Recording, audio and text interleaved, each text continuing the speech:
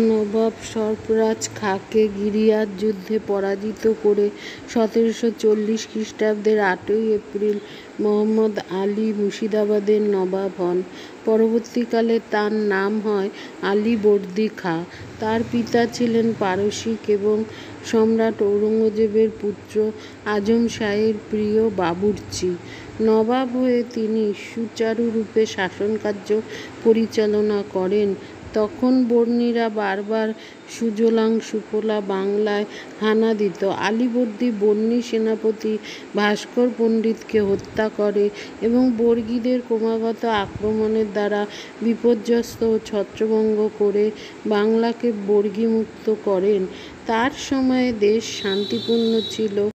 তিনি নিজে সুরাপান বা একাধিক নারীর সংস্রব পছন্দ করতেন না। তিনি ভালো রান্না করতে এবং খেতে পছন্দ করতেন।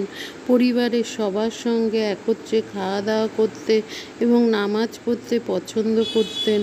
অপুত্রক আলীবর্দী দহিত্র সিরাজকে খুব ভালোবাসতেন।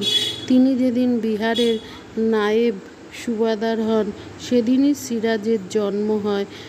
তাই সিরাজকে তিনি পয়া ভাবতেন। তাই তার পরবর্তী নবাব হিসাবে তিনি সিরাজকে মনোনীত করে যান। তার সমাধি আছে ঘোষবাগে মুর্শিদাবাদে। 1740 থেকে 1756 সাল পর্যন্ত আলীবর্দী বাংলা, বিহার, উড়িষ্যার নবাব ছিলেন।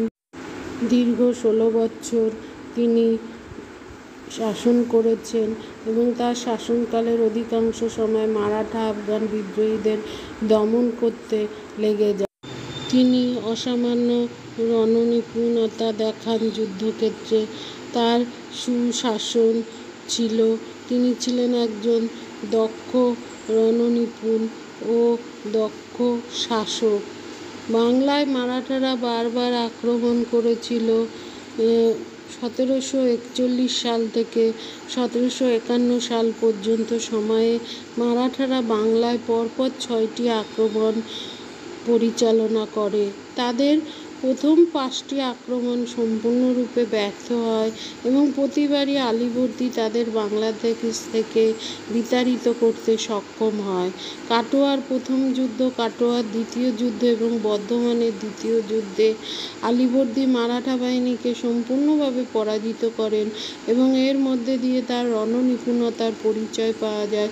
কিন্তু তা সত্ত্বেও তাদের সেনাপতিদের অযোগ্যতা, অকর্মণ্যতা ও বিশ্বাসঘাতকতা এবং সৈন্যদের যুদ্ধে তারা ক্লান্ত পরিশ্রান্ত হয়ে যাওয়া এবং নিজের অসুস্থতার কারণে 1749 থেকে 1751 সাল পর্যন্ত ষষ্ঠ মারাঠা আক্রমণের সময় আলীবর্দী বাংলার মূল ভূখণ্ড থেকে মারাঠাদের বিতাড়িত করতে সক্ষম হলেও উড়িষ্যা মারাঠাদের দখলে থেকে যায়।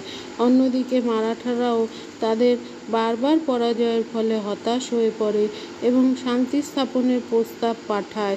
ফলে নবাব শেষ পর্যন্ত 1751 সালে মারাঠাদের সঙ্গে শান্তি চুক্তি স্বাক্ষর করে। এর মধ্যে দিয়ে উড়িষ্যা ও দক্ষিণ মেদিনীপুর মারাঠারা হস্তগত করে এবং নবাব মারাঠাদেরকে বাংলা, বিহারের আক্রমণ থেকে বিরত রাখার জন্য তাদেরকে বার্ষিক চৌথ কর দিতে সম্মত হয়। দীর্ঘ 10 বছরব্যাপী মারাঠা আক্রমণের ফলে বাংলার জীবন বিপর্যস্ত হয়ে পড়েছিল, অর্থনীতি মারাত্মকভাবে ক্ষতিগ্রস্ত হয়ে পড়েছিল এবং দেশ জুড়ে তীব্র বিশৃঙ্খলা দেখা দিয়েছিল।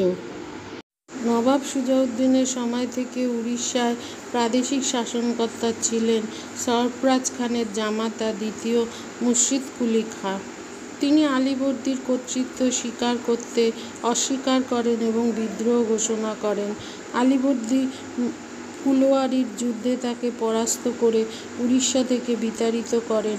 দ্বিতীয় মুর্শিদ কুলি প্রথমে হায়দ্রাবাদের নিজামের কাছে এবং পরে মারাঠাদের নাগপুর রাজ্যের রাজা রঘুজী ভোসলের নিকট আশ্রয় গ্রহণ করেন।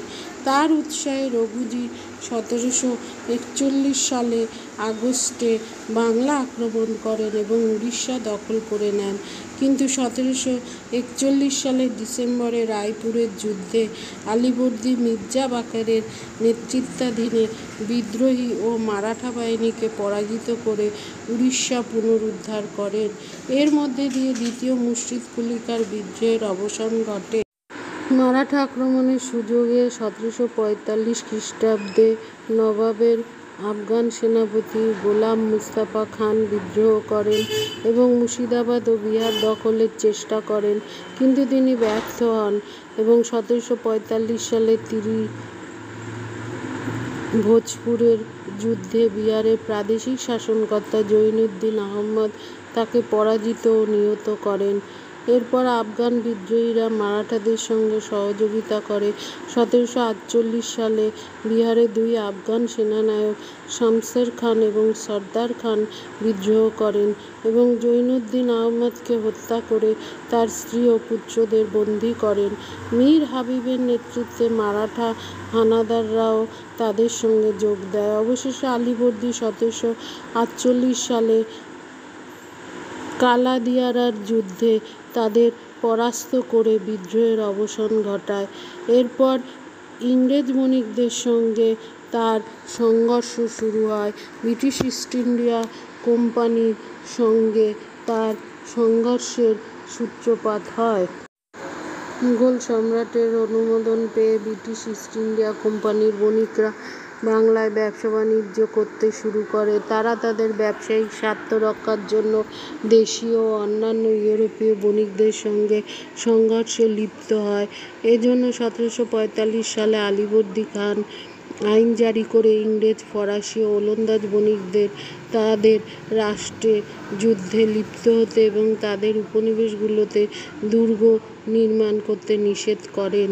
1748 খ্রিস্টাব্দে ইংরেজ বণিকরা বাংলায় আরমেনীয় ও মুঘল বণিকদের কয়েকটি জাহাজ আটক করে। জাহাজগুলি ছেড়ে দেওয়ার জন্য আলীবর্দী খাঁ কলকাতার ইংরেজ শাসনকর্তা বারওয়েলকে নির্দেশ দেন, কিন্তু তার নির্দেশ অমান্য করায় আলীবর্দী ইংরেজ বণিকদের বাণিজ্যিক সুযোগ সুবিধা বন্ধ করে দেন।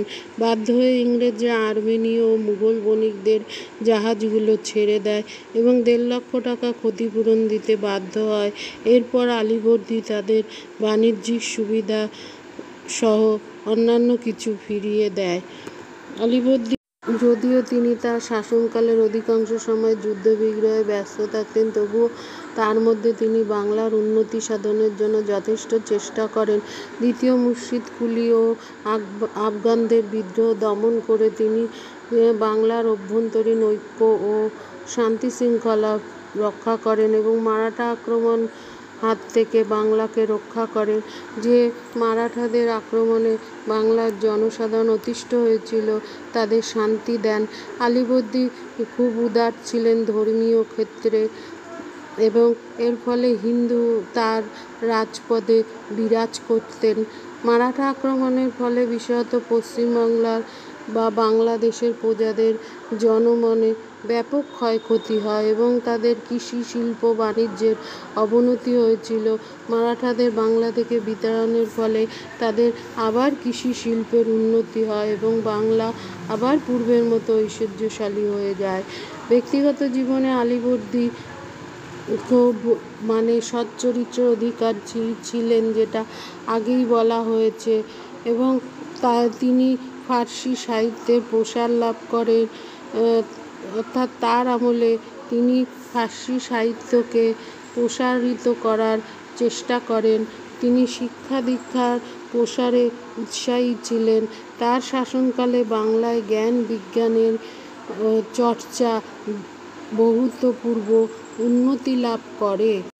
আলীবর্দীর 3 কন্যা ছিল, সুতরাং তার কোনো পুত্র না থাকায় তিনি তার দৌহিত্রী অর্থাৎ তার মেয়ের পুত্রকে সিরাজউদ্দৌলাকে তার স্থলাভিষিক্ত করেন। দীর্ঘদিন যুদ্ধ-বিগ্রহে লিপ্ত থাকার দরুন তার স্বাস্থ্যের অবনতি ঘটে এবং তিনি 1756 সালে মুর্শিদাবাদে হৃদরোগে আক্রান্ত হয়ে মৃত্যুবরণ করেছিলেন। তার খোশবাগে তার সমাধি আজও শায়িত আছে।